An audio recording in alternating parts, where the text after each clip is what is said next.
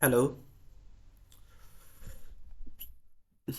देखिए, पिछली वीडियो में मैंने पूरी की पूरी रिकॉर्डिंग कर ली है, लेकिन वो जो है उसमें प्रॉब्लम हो चुकी थी। मेरी ऑडियो नहीं आ रही है बिल्कुल भी। मैं चेक किया, ऑडियो प्रॉब्लम हो गई है। बड़ा दुख हुआ इस बात का कि पूरे के पूरा 2 घंटे का लेक्चर वो रिकॉर्ड भी हुआ, सब कुछ हुआ, लेकिन प्रॉब्लम ये हो गई कि ऑडियो नहीं आ रही है। तो अब शायद आप आ रही है। ठीक है, मैंने चेक की है, अब आ रही है वीडियो। ठीक है, वीडियो भी है विजिबल और ऑडियो भी विजिबल है। विजिबल सॉरी, ऑडियो भी आपको सुनाई आ रहा होगा। ठीक है, देखते हैं। सबसे पहला क्वेश्चन जो था वो इस पे ये था कि for a real number x define x be the smallest integer greater than equal to x, then तब क्या होगा इस ट्रिपल इंटीग्रल की वैल्यू। तो देखिए, हमने आपको बताया है, अच्छे से पहले भी समझा चुका हूँ मैं, कि ये जो फंक्शन है ये सीलिंग फंक्शन है। ठीक है, जिसमें ज़ीरो से लेकर वन, यहाँ पर जो वैल्यू है वो क्या है, देखो, ये ज़ीरो से लेकर वन के बीच में वैल्यू है। ठीक है, एक्स वाई जेड की लिमिट जो है वो ज़ीरो से लेकर वन में है। और सीलिंग फंक्शन का काम क्या होता है, वो अपने राइट हैंड साइड की, वो अपने राइट हैंड साइड का इंटीजर लेता है। ठीक है, राइट हैंड साइड का इंटीजर जैसे अभी हमने बताया था कि अगर y इक्वल टू ज़ीरो से लेकर वन है या फिर वन से लेकर टू है, ठीक है, वन से लेकर टू है, तब अगर मैं इस पे सीलिंग फंक्शन लगाता हूँ तो सीलिंग फंक्शन का काम क्या होता है, वो किसको अडोप्ट करेगा, y और टू के बीच में अगर वैल्यू है तो सीलिंग फंक्शन की जो वैल्यू आएगी वो वैल्यू आएगी टू। y सॉरी, यहाँ पर सीलिंग फंक्शन ना होकर ये आए। ठीक है, तो इसकी वैल्यू क्या आती है, टू। इसी तरीके से जब तीनों वेरिएबल की लिमिट कितनी है, जीरो से लेकर वन के बीच में है, तब मेरे पास क्या आएगी वैल्यू, वन आ जाएगी तीनों की वैल्यू। ठीक है, तो one plus one equal to three हो जाएगा। और थ्री होने के बाद में अब हमारे पास एक्स भी वेरिएबल इंडिपेंडेंट है, वाई भी, मतलब इंटीग्रेशन जो है वो इंडिपेंडेंट है। तो तीनों का तीनों हम इंडिपेंडेंट होने की वजह से अलग अलग इनको सॉल्व कर सकते हैं। तो आंसर क्या आ जाएगा, वन आ जाएगा, थ्री आ जाएगा। ठीक है, अगला क्वेश्चन क्या है, देखो, अगला क्वेश्चन क्या है, find the volume of the region in the first octant bounded by the surface x equal to zero, x equal to y और y equal to two minus x square, z equal to zero और z equal to x square.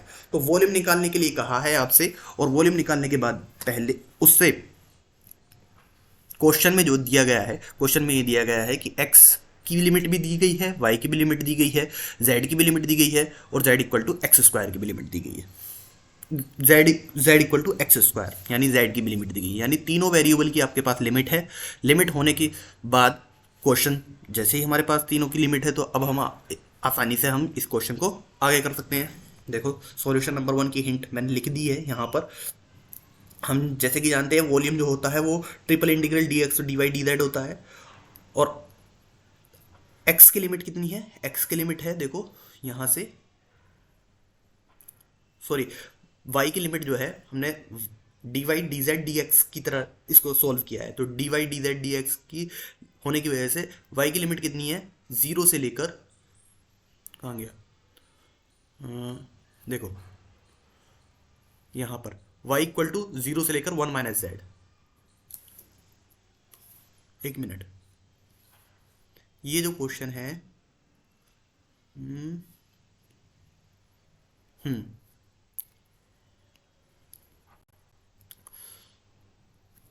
देखो y equal to, ये वाला solution number hint ये है ना, number one की hint ये है, ये टू की थी नीचे, ये टू की है, ये ऊपर वन की है। तो y इक्वल टू एक्स से लेकर two minus x square d y d x ये है। तो जैसे ही मैं एक्स स्क्वायर, क्योंकि जीरो से लेकर z की लिमिट जीरो से लेकर एक्स स्क्वायर थी, तो मैं डायरेक्ट जीरो से लेकर एक्स स्क्वायर ना लिखकर एक्स स्क्वायर रख दूंगा, अपर माइनस लोअर करके। ठीक है, x square d y into d x. अब y की लिमिट एक्स से लेकर टू माइनस एक्स स्क्वायर है और x की लिमिट जीरो से लेकर वन है। तब हमारे पास, अब इसको आप इजीली सोल्व कर सकते हैं। ठीक है, हिंट नंबर टू यानी सॉल्यूशन एग्जाम्पल टू जो है वो क्या कह रहा है कि let V be the region bounded by the plane x equal to zero, x equal to two, y equal to zero, z equal to zero, y plus z equal to one. ठीक है, then the volume of the this integral, ठीक, क्या होगा देखो जरा, y अंदर भी दे रखा है। अच्छा देखो जरा, तो d z d y d x d y, इस तरीके से मैंने इसको सॉल्व करने की कोशिश की है। तो y का इंटीग्रेशन जैसे ही मैं करूँगा तो वाई स्क्वायर बाई टू होगा, वाई स्क्वायर बाई टू होकर अब y की लिमिट जो होगी वो कहाँ से लिया जाएगा, देखो जरा, यहाँ से y की लिमिट मैं निकाल सकता हूँ वन माइनस जेड, और दूसरा क्या है जीरो, यानी जीरो से लेकर वन माइनस जेड, जीरो से लेकर वन माइनस जेड, वाई की लिमिट रखी मैंने जीरो से लेकर वन माइनस जेड, तो y square by two d z d x. अब हमारे पास लिमिट रखने का टाइम है, वन माइनस जेड का होल स्क्वायर बाई टू हो जाएगा। अब जेड की लिमिट जो है वो किस तरीके से निकालेंगे, तो जैसे ही मैं वाई की लिमिट जीरो रखूंगा इसमें, तो वाई इक्वल टू जीरो रखकर मेरे पास जेड क्या आ जाएगी वैल्यू z की वन, तो z इक्वल टू जीरो से लेकर one, z equal to zero से लेकर वन, और इसी तरीके से आपके पास x की लिमिट तो बिल्कुल क्लियरली दिखाई दे रही है कि जीरो से लेकर टू है। ठीक है, तो यहां से इसको सोल्व कर सकते हैं। अगला क्वेश्चन देख लेते हैं। अगला क्वेश्चन क्या है, अब हम जो बढ़ने वाले हैं वो ट्रिपल इंटीग्रल में बढ़ने वाले हैं कि ट्रिपल इंटीग्रल में होता क्या है, कैसे इसको विजुअलाइज करते हैं 3D में किसी पॉइंट को, कि अगर मेरा कोई पॉइंट स्पेस में कोई पॉइंट एक्स वाई जेड है तो उसको मैं विजुअलाइज कैसे करूँगा 3D में। ठीक है, कहने का मतलब ये है कि उस पॉइंट को मैं विजुअलाइज कैसे करूँगा 3D में, तो उसको एक्सप्लेन किया गया है। देखो अगर कोई पॉइंट ये वाला, ये पॉइंट जो है ब्लैक डॉट से मैं लिखने जा रहा हूँ, एक्स वाई जेड कोई पॉइंट है, मान लिया 2 1 3 कोई पॉइंट है, तो 2 1 3 इससे मैं एक्स वाई प्लेन पर एक परपेंडिकुलर ड्रॉ करूँगा, ये एक्स वाई प्लेन पर एक परपेंडिकुलर ड्रॉ करा, जिसकी मदद से z इक्वल टू यहाँ पर जीरो हो जाएगा, इस एक्स वाई प्लेन पर z इक्वल टू जीरो होगा, z इक्वल टू जीरो होने की वजह से कोऑर्डिनेट ये वाला, इसके कोऑर्डिनेट क्या हो जाएंगे 2 1 0। इसी तरीके से इस पर और इस पर जैसे ही मैं परपेंडिकुलर डालूंगा एक्स एक्सिस पर परपेंडिकुलर डाला, तो एक्स एक्सिस पर परपेंडिकुलर डालने पर यहाँ से यहाँ पर कौन कौन सी वैल्यू जीरो हो जाएगी, वाई भी जीरो और जेड भी जीरो, तो 2 0 0। इसी तरीके से मैं यहाँ से जब मैं इस पर परपेंडिकुलर डालूंगा तो कितना हो जाएगा 0 1 0। ठीक है, अब देखो ये आपस में ये वाली लाइन और ये वाली लाइन आपस में कितनी एंगल पर है बताओ जरा, 90 डिग्री पर। तो इसका हाइपोटेनियस क्या होगा, ये सामने वाली येलो कलर से जो लाइन है इसकी वैल्यू जो होगी वो इसका स्क्वायर प्लस इसका स्क्वायर का अंडर रूट होगा वाई, यानी 2 का स्क्वायर प्लस 1 यानी अंडर रूट 5। ठीक है, अब ऊपर जो वैल्यू है ये वाला जो परपेंडिकुलर है, ये परपेंडिकुलर प्लस ये हाइपोटेनियस, ये भी आपस में कैसा होता है 90 डिग्री पर, तो इसकी वैल्यू कितनी हो जाएगी अंडर रूट 14। ठीक है, अंडर रूट 14 किस तरीके से 5 का स्क्वायर प्लस 3 का स्क्वायर, ये कितनी वैल्यू है, ये 3 है। ठीक है, 3 है तो ये कितना वैल्यू हो जाएगा 3 का स्क्वायर यानी 9 9 5 14, जैसे मैंने इधर को समझाया है। देखो जैसे मैंने इधर समझाया है, 5 का स्क्वायर प्लस 3 का स्क्वायर इक्वल टू 14, ये बीच का जो यहाँ पर जो वैल्यू आएगी वो 14 आ जाएगी। 2 1 3 यानी एक्स वाई जेड, समझ में आ रहा होगा बिल्कुल क्लियरली कि मैंने किस वे में, अब मेरा ये समझाने का जो आपको पर्पस है वो आपको स्फेरिकल कोऑर्डिनेट को मैं समझाने जा रहा हूँ। स्फेरिकल कोऑर्डिनेट किस तरीके से इंट्रोड्यूस होता है ट्रिपल इंटीग्रल में, उसका इंपॉर्टेंस समझाने जा रहा हूँ कि वो किस तरीके से हम विजुअलाइज करते हैं उसको। ठीक है, देखिए अब देखो स्फेरिकल कोऑर्डिनेट की कुछ इंफॉर्मेशन है कि हम क्या क्या एक्स वाई जेड को, मतलब जिस तरीके से हमने 2D में हम जानते हैं कि 2D में हमने पोलर कोऑर्डिनेट पढ़े थे, पोलर कोऑर्डिनेट के नाम से हम जानते थे कि एक्स वाई को अगर पोलर कोऑर्डिनेट में बदलना हो तो हम लेट करते थे x equal to r cos theta, है ना। देखो दोबारा मैं मिटाकर बता देता हूँ।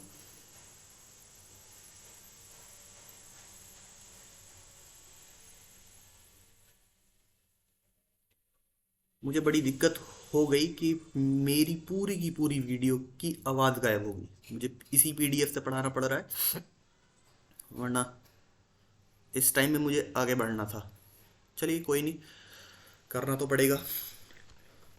स्फेरिकल कोऑर्डिनेट पर आते हैं कि अगर हमने देखो जैसे हम जानते हैं कि 2D में हम क्या करते थे, अगर ये 2D है, इस पॉइंट को एक्स वाई ये कोई पॉइंट है, तो इस पॉइंट को हम पोलर कोऑर्डिनेट में बदलने के लिए क्या करते थे, ये कोई रेडियस वेक्टर है, थीटा एंगल पर, ये कोई रेडियस वेक्टर है थीटा एंगल पर, तो थीटा एंगल पर ये किस तरीके से मूव करता था, ये इसी पाथ पर 2D में एक सर्कल बनाकर ये थीटा एंगल रोटेट होता था, ठीक है।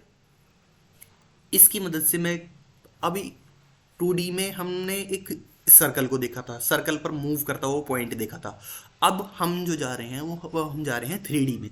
तो 3D में किस तरीके से जाएंगे, तो 3D में आपके पास 3 एक्सिस होते हैं, ठीक है, एक्स जेड वाई। ये कोई स्फेयर होता है, इस स्फेयर पर कोई पॉइंट है, मान लिया एक्स वाई जेड, ठीक है, एक्स वाई जेड। इसको मैं किस तरीके से लेट करूंगा, देखो सुनो। एक्स को मान लिया r sine theta cos phi, आर वाई को r sine theta sine phi, z को आर कोस थीटा। इनको याद रखना है, कभी कभी अंदर जो वैल्यू आ जाती हैं वो भी यही आ जाती हैं, r sine theta cos phi, x को कहते हैं r sine theta sine phi, y को कहते हैं, और z equal to r cos theta होता है, ठीक है। उसके बाद में हम जैसे 2D में जाते थे, 2D में हम value d x d y को हम क्या कहते थे, आर डी थीटा, ये कहते थे। इसी तरीके से अब हम d x d y d z भी निकालेंगे इसका।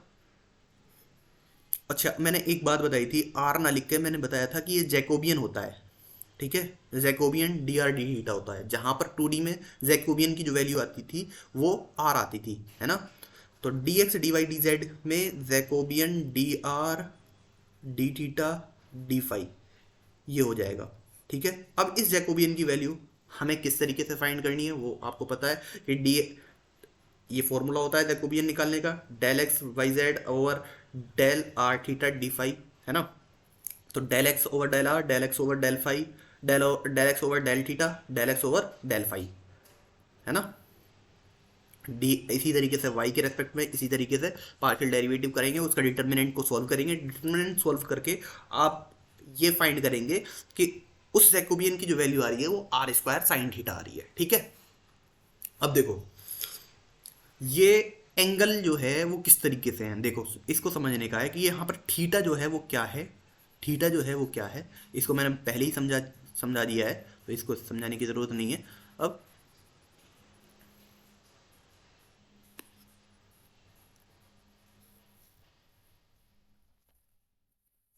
अच्छा, अब देखो ये थीटा और फाई कौन से एंगल हैं। देखो अगर मैं आपको सिंपली लैंग्वेज में समझाऊं तो आप अपनी कॉपी उठाएं और अपनी कॉपी को एक प्लेन सरफेस पर रखें, ठीक है। प्लेन सरफेस पर रखने पर जो दोनों बीच में से उसको बीच में से खोलें, ठीक है, बीच में से खोल के अब उसको रोटेट कराएं, ठीक है। एक साइड लें उसकी, और एक साइड अगर उस एक साइड का ऊपर वाला पॉइंट जो है अपर पोर्शन जो है उस पॉइंट को एक्स वाई जेड माने, ठीक है। अगर ऊपर वाले कॉर्नर पॉइंट को एक्स वाई जेड माने, उस एक्स वाई जेड पॉइंट का ओरिजिन से एक लाइन, स्ट्रेट लाइन आप अपने माइंड में रख सकते हैं, ठीक है। उसको क्या कहा गया है, रेडियस वेक्टर। जैसे ये जो आर है यहाँ पर जो ये आर है उसको क्या कहा गया है, रेडियस वेक्टर। अब उस रेडियस वेक्टर से ओरिजिन से जो एंगल है, ओरिजिन से जो एंगल है उस एंगल को क्या कहते हैं, उस एंगल को कहते हैं थीटा, ठीक है।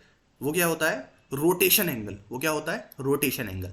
और जो नीचे जो दोनों साइड से अब मैं जैसे ही उसको घुमा पा रहा हूँ, ठीक है, घुमा पा रहा हूँ यानी उसको एक तरफ से मैंने स्टार्ट किया है, दूसरी तरफ पे जाकर बिल्कुल मिला पा रहा हूँ, तो वो एक्चुअल में एंगल कितना कवर कर पा रहा है, ठीक है। ये जो है ये थीटा एंगल है, थीटा एंगल जो है कवर कर पाएगा सरफेस से वो थ्री मतलब 360 नहीं, वो कितना होगा, हाँ 360 हो जाएगा। और फाई जो एंगल है वो कितना होगा, थीटा जो एंगल है वो हमेशा कितना कवर करेगा, 0 से लेकर पाई के बीच में कितना कवर करेगा थीटा, समझ पा रहे हो, रोटेशन और रिवोल्यूशन। ये थीटा जो होता है ये रोटेशन एंगल होता है, रोटेशन एंगल। और फाई जो होता है वो रिवोल्यूशन एंगल होता है। क्या होता है? Revolution angle. आपने पढ़ा होगा जिस तरीके से अर्थ जो होती है वो अपने एक एक्सिस पर रोटेट करती है और रिवॉल्व करती है पूरे सन के अराउंड, ठीक है। आपने रोटेशन और रिवॉल्यूशन वहीं पर ही सुना होगा, तो वहीं से ही आपको समझा रहा हूँ कि रोटेशन जो होता है वो अपना अर्थ जो है वो अपने एक एक्सिस पर रोटेट करती है और पूरे के पूरे सन के अराउंड वो रिवॉल्व करती है। तो रिवॉल्यूशन यानी उस सन के अराउंड, यानी उस पॉइंट के अराउंड मैं कितना घूम सकता हूँ, ठीक है। वो वाला जो एंगल होता है, इसमें जो वो वाला एंगल है वो फाई है, ठीक है। और थीटा जो है वो क्या है? एक रोटेशन एंगल है। तो थीटा, अब इसको समझने की ज़रूरत ज़्यादा नहीं है, हम वेक्टर कैलकुलस में चले जाएंगे। वेक्टर कैलकुलस के टॉपिक में आपको बिल्कुल अच्छे से समझ में आएगा इसका। अब इस पर रिजल्ट है कुछ, तो रिजल्ट बेसिस कुछ समझ लेते हैं कि अगर मेरे पास जनरली आपके पास एक कर्व आए x square plus y square plus z square equal to a square, यानी जनरल कर्व जिसके बारे में कोई इन्फॉर्मेशन ना हो, जेड के बारे में कोई इन्फॉर्मेशन ना हो, तब मेरे पास रेडियस की जो लिमिट होती है वो 0 से लेकर ए होती है, थीटा की जो वैल्यू होती है वो 0 से लेकर पाई होती है, और फाई की जो वैल्यू होती है 0 से लेकर 2 पाई होती है, ठीक है। अब दूसरा केस जो आता है जब आपको बता दिया गया हो एबव एक्स वाई प्लेन, ठीक है। क्या बता दिया गया हो? या तो ये बता दिया गया हो एबव एक्स वाई प्लेन, या फिर क्वेश्चन में गिवन हो z is greater than equal to 0, ठीक है। तब मेरे पास थीटा की वैल्यू जो होगी वो कितनी हो जाएगी? 0 से लेकर पाई बाई 2, लेकिन रिवॉल्यूशन एंगल जो होगा इसमें भी 0 से लेकर 2 पाई होगा, ठीक है। अब आगे चलते हैं। तीसरा जो केस अराइज होता है वो होता है ऑक्टेंट वाला, कि अगर कोई क्वेश्चन, किसी क्वेश्चन में वॉल्यूम पूछा जा रहा है सिर्फ और सिर्फ फर्स्ट ऑक्टेंट में, वॉल्यूम पूछा जा रहा है किसमें? First octant. फर्स्ट ऑक्टेंट का मतलब क्या हो गया? यहाँ पर x भी ग्रेटर देन 0, y भी ग्रेटर देन 0 और z भी ग्रेटर देन 0, ठीक है। तो यहाँ पर इसमें थीटा और फाई, इसमें थीटा और फाई कितना हो जाएगा? थीटा जो रिवॉल्व होगा इसमें 0 से लेकर पाई बाई 2 होगा, और फाई भी जो रिवॉल्व होगा वो भी 0 से लेकर पाई बाई 2 होगा, ठीक है। पिछले वाले जो कंसेप्ट को मैंने समझाया था वो इस वजह से समझाया था, पिछले वाले जो फिगर को समझाया था वो इस वजह से समझाया था कि इसमें भी आर की जो वैल्यू है वो किस तरीके से ये आई है, x square plus y square plus z square, वो किस तरीके से आई है आप उससे जाकर समझ सकते हैं। क्योंकि ये जो पॉइंट है एक्स वाई जेड, इससे परपेंडिकुलर मैंने नीचे ड्रॉ किया, वो ये हाइपोटेनियस मिलकर और ये हाइपोटेनियस मिलकर ये जो फंक्शन है यहाँ पर, ये वाली जो लाइन है इसकी जो वैल्यू आएगी वो x square plus y square आएगा, ठीक है। ये x square plus y square plus z square ये बनकर मिलकर क्या बनेगी? आर स्क्वायर, ठीक है। आर स्क्वायर इक्वल टू, यानी r equal to x square plus y square plus z square. समझ पा रहे होंगे बिल्कुल, ठीक है, इसमें कोई परेशानी नहीं है। चलिए आगे, अब देखो एग्जाम्पल करते हैं। पहला एग्जाम्पल जो है वो आपके पास स्क्रीन के पर देखो, करने की कोशिश करो बिना सॉल्यूशन देखे, ठीक है। देखो क्या है, x square plus y square d x d y d z where E is the interior of the sphere, ठीक है। क्या है? ई जो है यहाँ पर, ई में लिखना भूलिए, यहाँ पर ई है ना, ई जो है is the interior of the sphere x square plus y square plus z square equal to a square. तो इसमें क्या होता है, इसमें मैंने पहले रॉन्ग अप्रोच इस वजह से बताई है क्योंकि क्वेश्चन में करने में गलती अक्सर होती है ऐसे में, कि अगर x square plus y square plus z square है तो उसकी वैल्यू भी दे रखी हो और फंक्शन में इंटीग्रेशन में दिया हुआ हो वो, तो x square plus y square plus z square की हम डायरेक्ट वैल्यू रख देते हैं, ठीक है। ए स्क्वायर जैसे इसमें रख दी है, इंटीग्रेशन में ए स्क्वायर रखा, ए स्क्वायर जैसे ही बाहर आ गया तो अब हमारे पास d x d y d z है। अब हमें पता है वॉल्यूम ऑफ स्फीयर क्या होता है, ये स्फीयर की तो है इक्वेशन, स्फीयर की इक्वेशन है जिसकी वजह से मेरे पास क्या हो जाएगा, हमारे पास फॉर्मूला होता है pi upon 3 pi r cube, ठीक है। Pi upon 3 pi r cube, यही वाला तो फॉर्मूला होता है वॉल्यूम का, तो वही वाला फॉर्मूला लगा दिया, pi upon 4 upon 3 pi r cube. R जो है वहाँ यहाँ पर ए है। इस तरीके से मेरे पास क्या आ गया क्वेश्चन में का आंसर, 4 अपॉन 3 पाई ए की पावर 5। फैक्ट ये होगा कि आपके पास ये ऑप्शन भी उसमें होगा, ठीक है, ऑप्शन में ये वाला ऑप्शन भी होगा, ठीक है, ये वाला आंसर भी होगा। तो आप डायरेक्ट उसको लगाकर चले आएंगे और आप कॉन्फिडेंस के साथ ये भी कहेंगे कि हाँ मैंने ये क्वेश्चन किया है और सही किया है। जबकि हम गलत अप्रोच से जा रहे होते हैं। राइट अप्रोच क्या है? राइट अप्रोच देख लीजिए कि अगर ऐसा कभी दिया गया हो, है ना, तब हमारे पास क्या है, रेडियस वेक्टर है। क्या है? एक रेडियस वेक्टर है। तो रेडियस वेक्टर एक वेरिएबल है, वेरिएबल होने की वजह से अब हमें इसको ज़रूरत पड़ेगी पोलर फॉर्म में कन्वर्ट करने की, मतलब स्फेरिकल कोऑर्डिनेट में कन्वर्ट करने की। अब हमारे पास स्फेरिकल कोऑर्डिनेट क्या होते हैं? एक्स को क्या मानते हैं? X equal to r sine theta, है ना, x sorry x equal to r cos theta sine five, है ना, यही तो मानते हैं, आर साइन थीटा। देखो यहाँ से x equal to r sine theta cos phi, और y equal to r sine theta sine five, है ना, और z equal to r cos theta, ये मानते हैं, है कि नहीं? वही माना है, वही मानकर हमने किया है। और x square plus y square plus z square equal to a square ना लेकर अब की बार क्या लिया है? वेरिएबल लिया है आर स्क्वायर है, ठीक है। तो आर की पावर 4 डी आर, है ना, आर की power 4 sign theta d r d theta D five. अब चारों के तीनों इंटीग्रल कैसे हैं? लीनियर मतलब इंडिपेंडेंट है एक दूसरे से, कांस्टेंट लिमिट है, तो मैं इनको सबको सेपरेटली सोल्व कर सकता हूं। अब इसका आंसर आपको लेकर आना है, ठीक है। कोई दिक्कत है यहां तक? आई होप कोई दिक्कत नहीं होगी। चलिए क्वेश्चन नंबर अगला देख लीजिए। The value of the integral. देखो इस इंटीग्रल की वैल्यू क्या है? D x d y d z है, x square plus y square plus z square है, ठीक है, अंडर रूट में। Where is the positive octant of the square. मतलब पॉजिटिव ऑक्टेंट का भी मैंने बताया था। पॉजिटिव ऑक्टेंट केस नंबर कौन सा हो गया है? Case number 3। पीछे जो टेबल बनाई है आपने उसमें प्रॉपर्टी नंबर मतलब केस नंबर 3 है।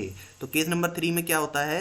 यहाँ पर x greater than 0, y greater than 0, z greater than 0। तब मेरे पास स्फेरिकल कोऑर्डिनेट में कन्वर्ट करने के बाद r की लिमिट 0 से लेकर a, थीटा की लिमिट 0 से लेकर पाई बाई 2, फाई की लिमिट 0 से लेकर पाई बाई 2, ठीक है। अब हमारे पास x square plus y square plus z square की वैल्यू क्या होनी थी? आर स्क्वायर के ऊपर अंडर रूट था, तो अंडर रूट स्क्वायर को हटा देगा, आर बच जाएगा, आर से एक आर कैंसिल हो जाएगा, r sine theta d r d theta d phi हो जाएगा। यहाँ तक आ रहा होगा समझ में? अब आपके पास इसका आंसर निकाल लेना है क्लियरली, बहुत आसानी से। चलिए अगला क्वेश्चन देख लीजिए। D x d y d z under root a square minus x square minus y square minus z square, ठीक है। Where E is the domain of all positive values of the variable for which the expression is real, ठीक है। देखो domain, domain का मतलब यहां पर भी बात हो रही है कि एक्स वाई जेड, यहां पर भी किसकी बात हो रही है? ई जो है यहाँ पर, ई मैं लिखना भूल गया हूं, ई जो है यहाँ पर डोमेन जो है सारा का सारा कैसे हैं? पॉजिटिव है, यानी x भी ग्रेटर देन 0, y भी ग्रेटर देन 0, z भी ग्रेटर देन 0, जिसकी वजह से अब मेरे पास इंटीग्रेशन की वैल्यू क्या आ जाएगी? जैसे ही मैं पोलर स्फेरिकल कोऑर्डिनेट में कन्वर्ट करूंगा तो x y plus z square, ये सारे के सारे माइनस अगर मैं कॉमन ले लूँ तो माइनस का आर स्क्वायर बनेगा, माइनस का आर स्क्वायर बनेगा। और d x d y d z को हम क्या लिख सकते हैं? R square sine theta d r d theta d phi, ये लिख सकते हैं, ठीक है। आगे तो देखो अब ये तीनों के तीनों ही जो हैं, तीनों की लिमिट जो हैं वो क्या है? कांस्टेंट है नहीं है? बताओ, कांस्टेंट ही है ना।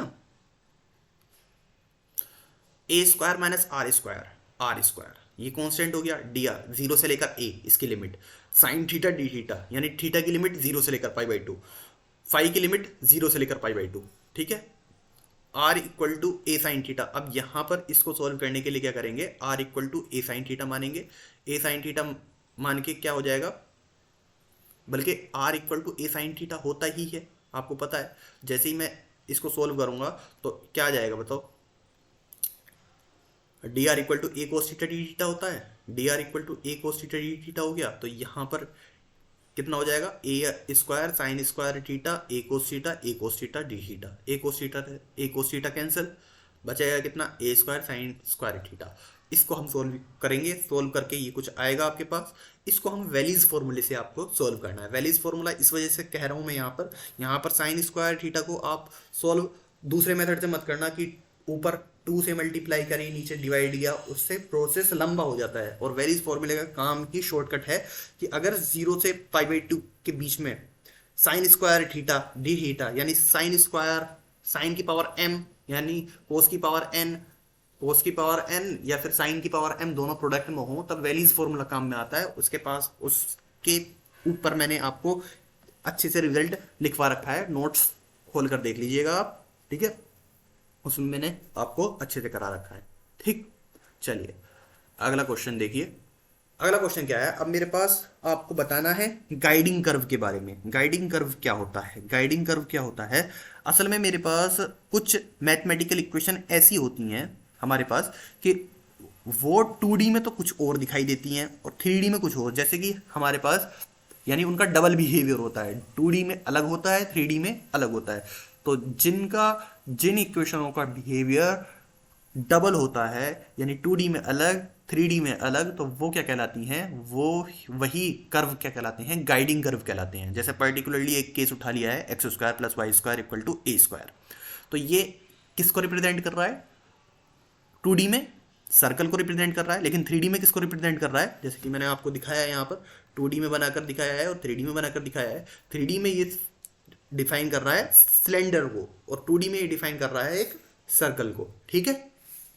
तो यही है गाइडिंग कर्व की थोड़ी सी इंफॉर्मेशन, और गाइडिंग कर्व की मदद से हम अब वॉल्यूम निकालना सीखेंगे क्या होता है, ठीक है। अभी रेगुलर रीजन को जानते हैं। रेगुलर रीजन क्या होता है कि रेगुलर रीजन अगर किसी दो सरफेस के बीच में अगर 3D में अगर किन्हीं दो सरफेस के बीच में और एक सिलेंड्रिक एक गाइडिंग कर्व के बीच में और दो कर्व के बीच में, देखो जरा, between two surfaces enclosed between two surface z equal to phi x y z equal to psi x y and a cylinder, ये क्या है, ये एक गाइडिंग कर्व है f x y equal to 0। इनके बीच में जो रीजन होता है उसको हम रेगुलर रीजन कहते हैं। क्या कहते हैं? Regular region. ये वही गाइडिंग कर्व की इंफॉर्मेशन है, ठीक है। जैसे इसमें मैंने दिखाया है आपको एक सिलेंडर है, सिलेंडर जो है वो एक गाइडिंग कर्व का काम कर रहा है। ये ब्लू कलर से जो मैंने ऊपर दिखाया है ये फाई एक्स वाई है, नीचे जो है ये साई एक्स वाई है। तो इन दोनों के बीच में जो रीजन आ रहा है यानी ये वाला जो शेडेड रीजन है इसको हम रेगुलर रीजन कहते हैं, ठीक है। तो क्वेश्चन में आपको यही पूछा जाएगा इस रेगुलर रीजन का वॉल्यूम क्या है। आपको डिफरेंट कर्व दिए गए होंगे, डिफरेंट कर्व में एक गाइडिंग कर्व दिया गया होगा, उसके बाद में आपसे पूछा जाएगा कि इसका क्या वॉल्यूम क्या है, इस रेगुलर रीजन का वॉल्यूम क्या है यानी ई का। समझ में आ रही बात? चलिए आगे देखिए। ये जो ऊपर ये वाली जो बातें हैं ये जो ब्लैक रेड कलर से मैंने दिखाया है, तो ये पीछे ही बात है जो उस फिगर की बात है, ठीक है। पढ़ लीजिए, आपको समझ में आ जाएगा।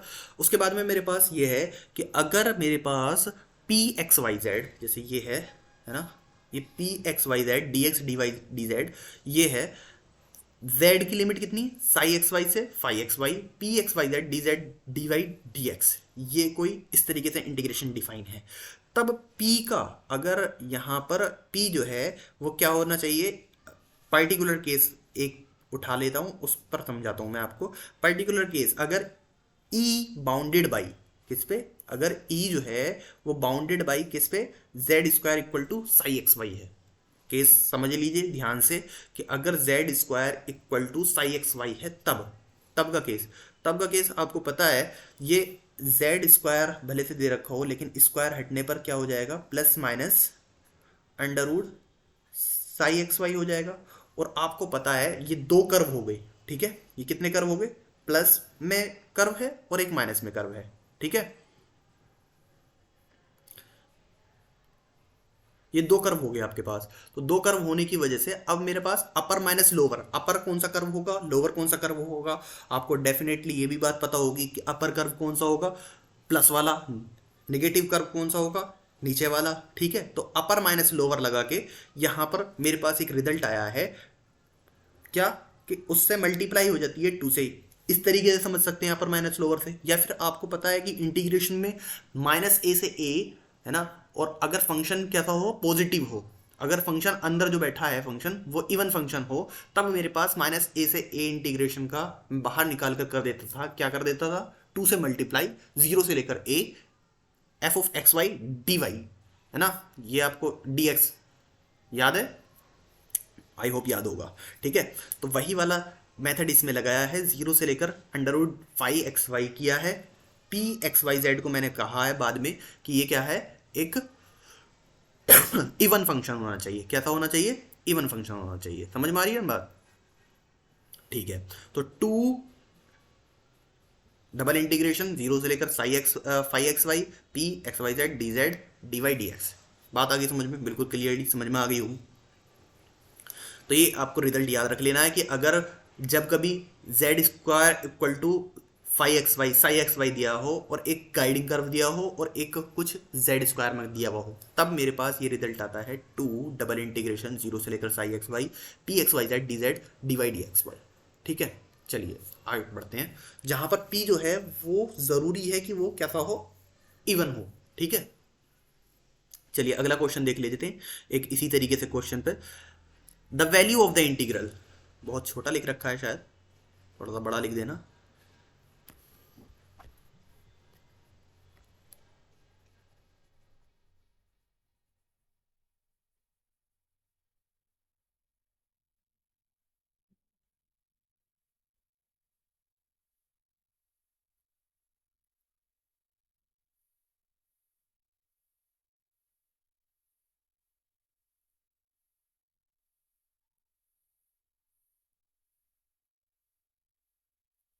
ठीक है, z square d x D D z ये दिया हुआ है आपको, जहां पर ई की वैल्यू जो है वो बता दी गई है, E enclosed by the E enclosed by x square plus y square plus z square equal to a square. और ई जो है एंक्लोज्ड बाई, देखो एंक्लोज्ड बाई ये कोई कर्व दे रखा है। ठीक है, ये गाइडिंग कर्व नहीं है, गाइडिंग कर्व किस में होगा, हमेशा function of f x y में। ये हमेशा किस में होगा, 2D में होगा। गाइडिंग कर्व हमेशा कैसा होगा, 2D की तरह ही होगा। समझ में आ गई बात? 2D का मतलब ये नहीं है कि वो 2D में होगा, मतलब मेरा कहने का ये है कि वो दो ही वेरिएबल में होगा। ठीक है, दो ही वेरिएबल में होगा और इक्वल टू जीरो रखेगा, f of x y equal to zero. तो यहाँ पर x square plus y square, इसको भी मैं कैसे कह सकता हूँ, x square plus y square minus के a x equal to zero. तो ये जो है वो कैसा हो गया, गाइडिंग कर्व हो गया। ठीक है, गाइडिंग कर्व का क्या काम होता है, गाइडिंग कर्व का ही काम होता है लिमिट को डिफाइन करना। अगर स्फेरिकल कोऑर्डिनेट में कन्वर्ट कर रहे हैं क्वेश्चन को, तो उसमें सबसे ज़्यादा ज़रूरी होता है हमारे पास गाइडिंग कर्व हो। और गाइडिंग कर्व ना किसी क्वेश्चन में है तो उसका मतलब ये है कि गाइडिंग कर्व निकालना पड़ेगा। ठीक है, जैसे आगे आपके पास एग्जाम्पल आएंगे। इस क्वेश्चन को देख लेते हैं, क्या है, z square equal to a square minus x square a square minus x square plus y square ये दे रखा है। तो z की वैल्यू अंडर रूट में आ जाएगी। अब हमारे पास z स्क्वायर है, पहला जो अभी इतनी देर तक पीछे मैं उस पर बात किया था आपसे कि टू जेड स्क्वायर में जब होता है तो डबल इंटीग्रेशन टू मल्टीप्लाई में जीरो से लेकर under root five x y, ये जो रिजल्ट था। ठीक है, वैसा ही किया है, a square minus x square plus y square कर दिया है मैंने। ठीक है, a square minus x square plus y square किया। अब z square d z d y d x, मेरे नेट को क्या हो गया, अच्छा, a square minus x square plus y square ये आ गया आपके पास। अब नीचे भी जेड स्क्वायर है, जेड स्क्वायर की वैल्यू क्या थी, ये वाली वैल्यू है, इसकी वैल्यू मैंने यहां पर रख दी है। तो एक इसकी वैल्यू और एक इसकी वैल्यू आकर 1/2 + 1 यानी 3/2 हो जाएगा। 3/2 हो गया, 3/2 होने के बाद में dy इंटू डी एक्स। ठीक है, ये आपके पास वैल्यू आ गई है, ए स्क्वायर माइनस के x square plus y square की power 3/2 dy into d x. ठीक, कोई दिक्कत? यहां पर अब मैं क्या करूंगा, अब मैं क्या कर रहा हूं, वहां से आगे को देखो जरा, यहां पर अभी यहाँ पर नहीं देखते हैं, अभी हम गाइडिंग कर्व की मदद से हम देखेंगे कि लिमिट कैसे डिफाइन होती है। तो देखो x square plus y square equal to a x दे रखा था, तो इसको मैं इस तरीके से रख सकता हूँ और केस बनेगा ये वाला। अब इस पर भी ऐसे भी मैंने आपको फिगर थोड़ा सा ध्यान में होगा आपके कि मैंने ऐसे फिगर बनाकर आपको बताया है कि इस केस में थीटा की लिमिट क्या रखते हैं और ए की लिमिट क्या होती है। ए की लिमिट तो हमेशा मतलब आर की लिमिट सॉरी, रेडियस की क्या होती है। रेडियस तो हमेशा जीरो से लेकर जो भी होगा वही होगा, जीरो से लेकर, जैसे अभी रेडियस जो है यहाँ से निकालेंगे हम, रेडियस की वैल्यू कितनी होगी, आर की वैल्यू देखो जरा कहाँ से निकाली है। हाँ यहाँ पर नहीं निकाली मैंने, हाँ ये लिखा दी है देखो, आर स्क्वायर हम लेट करते हैं ना, x equal to r square r cos theta r cos theta, और y equal to r square sine square theta. तो आर स्क्वायर से cos square plus sine square theta 1 हो जाएगा, आर स्क्वायर आ जाएगा, r square equal to a r cos theta, यानी आर की वैल्यू कितनी होगी, ए कोस थीटा हो गई, ए कोस थीटा हो गई आर की वैल्यू। ठीक है, तो जीरो से लेकर ए कोस थीटा लिमिट होगी ए की, आर की सॉरी, और थीटा जो इस वाले पोर्शन में थीटा की जो वैल्यू होती है वो माइनस पाई बाई टू से पाई बाई टू होती है। ऊपर देखो माइनस पाई बाई टू से पाई बाई टू होती है, माइनस पाई बाई टू से पाई बाई टू करा, टू बाहर है ही हमारा, तो a square minus r square की power 3/2 into are d r d theta, ये आ गई हमारे पास। अब हमारे पास क्या आएगा, देखो जरा इस क्वेश्चन को करने का तरीका। अब आपको इंटीग्रेशन कर लेना है, सिंपली इसको सोल्व करना है, a square minus r square को लेट करके टी मान लिया, इसको टी मानकर हमने देखा माइनस के 2r d r equal to d t आ रहा है, r d r equal to minus के 1/2 डी टी आ जाएगा, माइनस के 4/2। इस तरीके से मैंने इसको सोल्व किया है। ठीक है, इजीली आप भी इसको सोल्व कर सकते हैं, कोई दिक्कत हो तो बताओ, मतलब मुझे बाद में बता देना। ठीक है, अभी आप हो नहीं, कोई बात नहीं। ठीक है, चलिए अगला देखो, यहाँ पर -4/5 जीरो से लेकर π/2 ए स्क्वायर माइनस ए स्क्वायर कोस स्क्वायर थीटा की पावर 5/2 ए स्क्वायर माइनस 0 5/2। इसी तरीके से मैंने आपको बताया है, यहाँ से आए को आपको वैलीज फॉर्मूले से इसको सोल्व कर लेना है और आंसर मुझे बताना है कि आंसर आपका इसका सही आया है, कैसा आया है, क्या आया है आंसर। ठीक है, अच्छा अब देखो एक टॉपिक स्टार्ट होता है, volume enclosed by a 3D region in given by. ये 3 पॉसिबल केस में आगे को आपको डिस्कस कराने जा रहा हूं। ठीक है, तो देखो जरा, अगर dx dy dz है ना, dx dy dz और e कोई एक रीजन है जिस पर अभी बात करने चाहेंगे हम।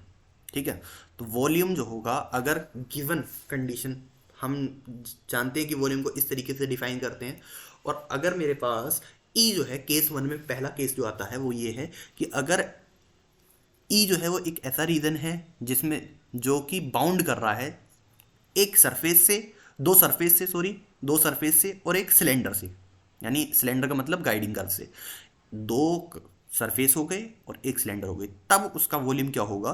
तो इन दोनों सरफेसों में से हमें ध्यान में रखते हुए ये चीज़ कि दोनों सरफेसों में अपर सरफेस कौन सा है, लोअर सरफेस कौन सा है, तो अपर माइनस लोअर करेंगे, अपर माइनस लोअर करके dy into d x double integration में इसको सोल्व कर लेंगे। ठीक है, डबल इंटीग्रेशन में इसको सोल्व करके आपको आंसर निकाल लेना है। जहां पर हम d की बात करें तो d is the region, d is the 2D region enclosed by the guiding curve. ठीक है, केस नंबर 2 आता है।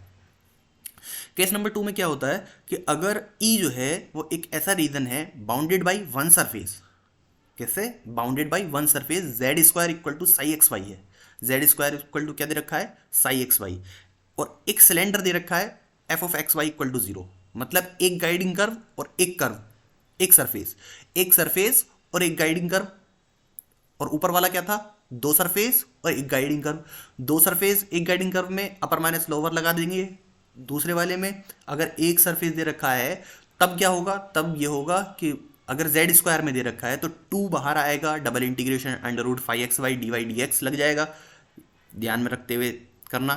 ठीक है, कि जेड स्क्वायर में ही लगाना है 2, बाकी किसी केस में नहीं लगाना। अब if E is the region bounded by the 2 surface, कैसा है, अगर E जो है वो कैसा हो, दो सरफेसों के बीच में हो, ठीक है, सिर्फ और सिर्फ दो सरफेस ही गिवन हो, तब वॉल्यूम कैसा होगा। अब क्या गाइडिंग कर्व दिया नहीं है क्वेश्चन में, ठीक है, तो जब क्वेश्चन में गाइडिंग कर्व दिया ना हो तब मेरे पास क्या होता है, जरूरी कि गाइडिंग कर्व को निकाला जाए।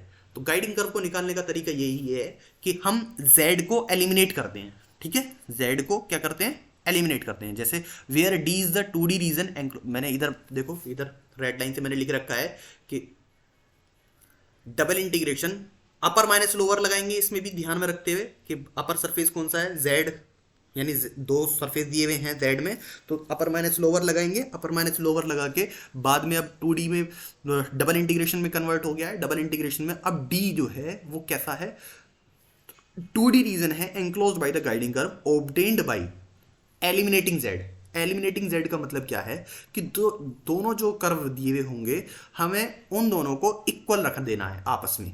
आपस में जैसे ही हम इक्वल रखेंगे तो हमारे पास एक नया कर्व मिलेगा जिसको हम गाइडिंग कर्व बोलेंगे। ठीक है, कोई दिक्कत आई होप नहीं होगी। ठीक है, तो पॉसिबल कर्व क्या होंगे, अब पॉसिबल कर्व पर बात आती है। ये एक नया, यहां से आपको कर्व की थोड़ी सी इंफॉर्मेशन देनी जरूरी है कि अब क्वेश्चन कैसे कैसे बन पाएंगे। देखो x plus y plus z equal to a है ना, प्लेन की इक्वेशन है। प्लेन कैसा भी हो सकता है, जैसा मैंने दिखाया है ये वैसा भी हो सकता है या फिर कैसा भी हो सकता है। ठीक है, प्लेन बनाना था मुझे, प्लेन आपको 3D में विजुलाइज कराना था कैसा होता है। ठीक है, दूसरा वाला जो है वो क्वेश्चन देख, दूसरा वाला जो कर्व की इक्वेशन है वो x square plus y square plus z square equal to a square. ये क्या है, एक स्फेयर की इक्वेशन है। क्या है, स्फेयर की। तो स्फेयर कैसा होता है 3D में, जैसा ये दिख रहा है वैसा होता है। ठीक है, विजुलाइज कर सकते हैं आप बॉल की तरह। ठीक है, वो एक क्या होती है, स्फेयर होती है। अच्छा, अब आगे देख लीजिए, ये तीसरा जो कर्व है यहाँ पर x square plus y square equal to a square, x square plus z square equal to a square, y square plus z square equal to a square. ये क्या होता है, ये सिलेंडर होता है। क्या होता है, सिलेंडर। ये पहला वाला जो केस है x square plus y square, x square plus y square, इसमें जेड इक्वल टू जीरो है। ठीक है, जेड एक्सेस पर जीरो है, तो ये वाला जो केस है ये पहली इक्वेशन का ही डायग्राम है। ठीक है, तो x square plus y square equal to zero. ठीक है, equal to a square, sorry. तो ये एक सिलेंड्रिकल सरफेस हो गया। ठीक है, इसके बाद में फोर्थ नंबर पर जो कर्व आता है वो आता क्या, मैंने बिल्कुल आपको नंबरिंग करना ज़रूरी नहीं है। ठीक है, 4 नंबर और 3rd नंबर, बस आपको ये ध्यान में होना चाहिए कि क्वेश्चन ये जो इक्वेशन है ये किस कर्व को रिप्रेजेंट कर रही है। तो x square plus y square equal to z square, ये जो कर्व होते हैं ये कॉनिक कर्व होते हैं, कौन को रिप्रेजेंट करते हैं। ठीक है, x square plus y square equal to z square की जो है ये इक्वेशन, इसी इक्वेशन का क्या है, ये डायग्राम नीचे जो बनाया है इसका है। ठीक है, अगर इसका बनाना चाहूँ x square plus z square equal to y square का, तो वो कैसे बनेगा बताओ। ये z है, ये x है, ये y है, तो x square plus z square की बात मैं कर रहा हूं। ठीक है, बताओ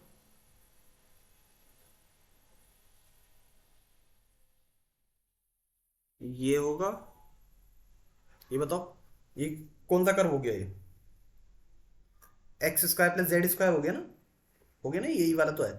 अब अगर इसकी कर्व, इस कर्व की बात करूं तो ये इधर बन जाएगी ये वाली कौन। ठीक है, तो आप ध्यान में रख सकते हैं इसको, ऐसे होते हैं। अब देखो दूसरा वाला जो है ये 5th नंबर पे जो है वो है पैराबोलॉइड। इसको क्या कहते हैं, पैराबोलॉइड, पैराबोलॉइड। अच्छा, इसकी इक्वेशन क्या होती है, z equal to plus minus में x square plus y square. ठीक है, तो देख सकते हैं इसको कैसा होता है। ठीक, ये प्लस वाला है, ये माइनस वाला है। चलिए अब क्वेश्चन करते हैं, क्वेश्चन पर आते हैं, कैसे कैसे क्वेश्चन आपको मिलते हैं, इन पर depend. Find the volume of common to the cylinder.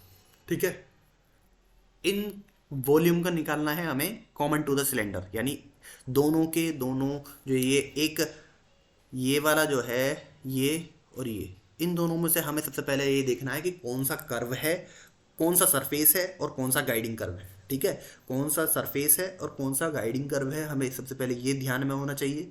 ठीक है, तो इसमें हमें पता है कि x square plus y square equal to a square जो है वो एक कैसा है, डबल बिहेवियर रख रहा है नहीं रख रहा है, बताओ। डबल बिहेवियर रख रहा है। 2D में अगर देखें तो हम देखेंगे इसको सर्कल, और 3D में हम इसको देखेंगे क्या, एक 3D में अगर हम इसको देखें तो ये क्या दिखेगा, एक सिलेंडर, ठीक है।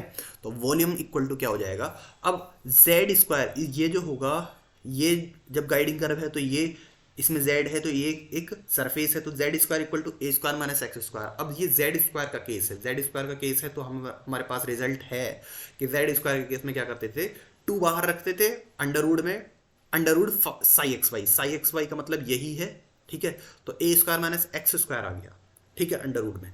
अब इसकी वैल्यू क्या होगी, देखो जरा, यहां से मैंने y की वैल्यू निकाली है, ठीक है, डी वाई डी एक्स किया है तो y की वैल्यू निकालनी पड़ेगी मुझे, तो plus minus under root a square minus x square. अब माइनस लिमिट से प्लस लिमिट तक जाना है तो under root a square minus x square, और इसी तरीके से ए की भी लिमिट जो होगी, एक्स की भी लिमिट जो होगी वो क्या होगी, माइनस ए से ए, यानी यहां पर अगर मैं y इक्वल टू जीरो रखकर करता हूं तो माइनस ए से ए पहुंच जाएगा, ठीक है। अब देखो यहां से मेरे पास अंदर वाला जो फंक्शन है वो कैसा फंक्शन है, एक इवन फंक्शन है ना। इवन फंक्शन होने की वजह से मेरे पास इंटीग्रेशन का रूल है ये, माइनस ए से ए जब होता है तो टू बाहर रख लेते हैं, जीरो से लेकर ए कर देते हैं, ठीक है। जब इवन फंक्शन होता है तो टू, एक बार इस इंटीग्रेशन का टू हटाया है माइनस वाला, एक बार इसका इंटीग्रेशन, तो टू इंटू टू, इस तरीके से मैंने 8 लिख दिया है बाहर। अब जीरो से लेकर ए स्क्वायर माइनस एक्स स्क्वायर, ठीक है, इंटू 8 बाहर है। अब हमारे पास इसकी लिमिट क्या आएगी, तो देखो ए स्क्वायर माइनस एक्स स्क्वायर,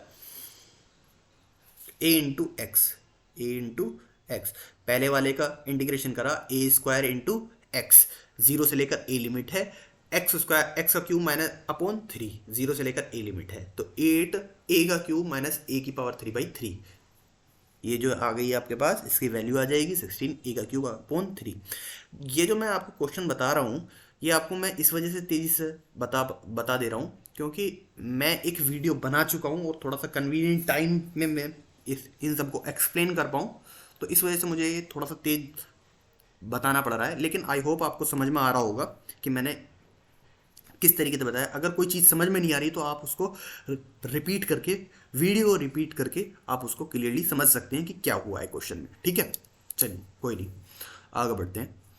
19 जो क्वेश्चन है वो फाइंड द वॉल्यूम बिटवीन, अच्छा, find the volume between the cylinder x square plus y square equal to 2ax, the plane z equal to mx and z equal to nx, जहां पर बताया गया है m is greater than n है, ठीक है। m is greater than n, ये बताना बहुत इंपॉर्टेंट है क्योंकि हमें जज नहीं होता, अगर m is greater than n ना होता तब हम जज नहीं हो पाता कि कौन सा कर्व अपर है कौन सा कर्व लोअर है, ठीक है। यानी सरफेस, सॉरी कर्व नहीं, कौन सा सरफेस अपर है कौन सा सरफेस लोअर है, तो जिसकी वजह से मैं अब क्या कर सकता हूँ, अपर माइनस लोअर रख सकता हूँ, m x minus n x कर सकता हूँ, डी वाई डी एक्स कर सकता हूँ। तो एक्स कॉमन आ गया, एक्स कॉमन लेकर मैंने बाहर रख दिया यहाँ पर, ठीक है, एम माइनस एन आ गया। अब हमारे पास double integration x into d y into d x, ये आपके पास इतनी, आपने बिना गाइडिंग कर्व की मदद से मैं आपको इतना बता पाया यहाँ तक। अब गाइडिंग कर्व का रोल शुरू होता है। गाइडिंग कर्व को क्या कहते हैं, देखो x square plus y square equal to 2ax दिया हुआ है, तो अब हम इसको क्या करेंगे, x square minus 2ax plus a square plus y square, ये जो लिखा है मैंने, ये एक्चुअल में है किसकी इक्वेशन, इसको मैंने निकालने के लिए इस तरीके से किया है। तो ये आपको दिख रहा होगा कि ये कैसी है, 2D में एक सर्कल है जो कि एक्स एक्सिस पर शिफ्ट हुआ है जिसका ओरिजिन, ठीक है। तो इस तरीके का जो होता है, इसमें मैंने आपको बताया जब पोलर कोऑर्डिनेट में डबल इंटीग्रेशन में करते हैं, पोलर कोऑर्डिनेट में कन्वर्ट करते हैं, तब हमारे पास थीटा की लिमिट जो होती है इस केस में -π/2 से π/2 होती है। मैं इस वजह से आपको इस इक्वेशन को दिखा रहा हूँ, ठीक है।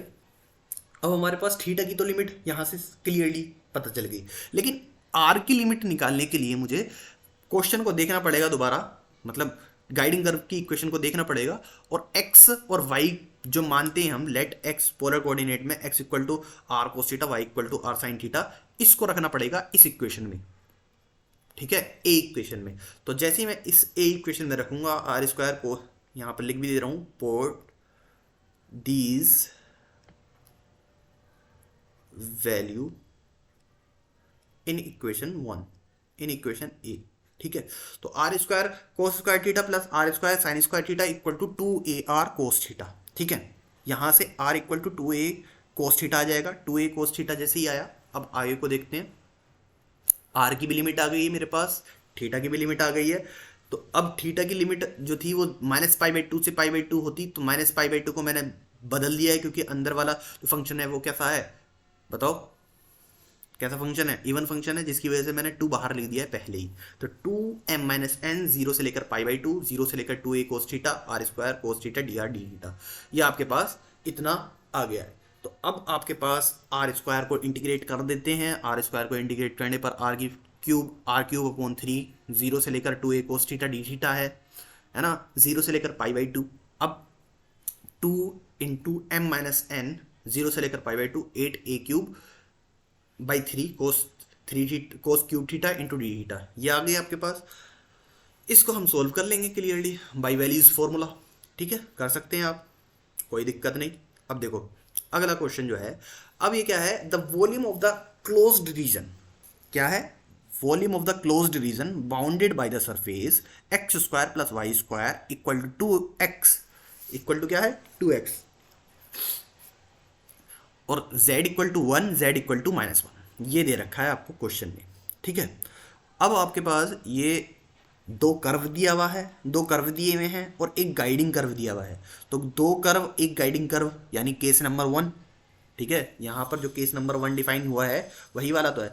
तो दो गाइडिंग कर्व दे रखे हैं, एक कर्व दे रखा है, एक गाइडिंग कर्व दे रखा है, दो कर्व सरफेस दे रखे हैं और एक गाइडिंग कर्व दे रखा है। तो दो सरफेस में से ये डिफाइन करना बहुत हमारे पास कंपलसरी होना चाहिए, दोनों ये डिफाइन करना हमारे लिए बहुत ज़रूरी होना चाहिए कि कौन सा अपर है कौन सा लोअर है। तो अपर माइनस लोअर करेंगे, उसके बाद में डबल इंटीग्रेशन में सोल्व करेंगे। केस नंबर फर्स्ट यही तो है, और गाइडिंग कर्व की मदद से हम आर की और थीटा की लिमिट निकालेंगे।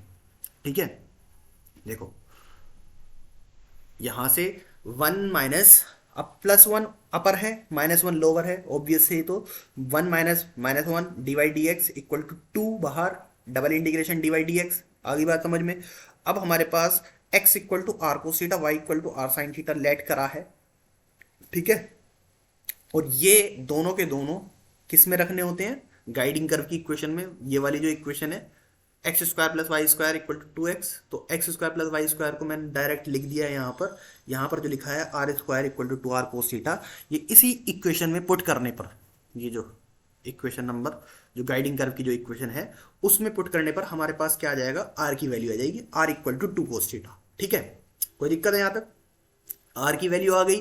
अब हमारे पास गाइडिंग कर्व जो है वो एक्चुअल में दिखता कैसे है उसको देख लेते हैं। उसके बाद उसको देखने के बाद में हमें मिल जाएगी थीटा की वैल्यू। क्या है, देखो गाइडिंग कर्व कैसा दिखता है, x माइनस ए का square plus y² equal to a² जैसा, यानी शिफ्ट हुआ हुआ इसका सेंटर किधर की तरफ, x एक्सिस पर। ठीक है, तो x एक्सिस पर शिफ्ट हुआ हुआ है, इस वजह से x², ये कितना होगा थीटा की वैल्यू -π/2 से π/2, कितनी होगी -π/2 से π/2। ठीक है, तो -π/2 से π/2 हुई। अब v इक्वल टू, यहां से मैं इसको भी बाहर लिख सकता हूं फिर। तो इसको देखो आपको सोल्व करना है, एक क्वेश्चन मैंने आपको घर के लिए दिया है, बस यही है कि -π/2 तक क्या आएगा, इसका आंसर वेरीफाई करना है आपको। आंसर क्या आना चाहिए, 2π आना चाहिए। ठीक है, चलिए चलिए ठीक, आई होप आपको समझ में आया होगा सब। ठीक है, चलिए मिलते हैं, बाय बाय।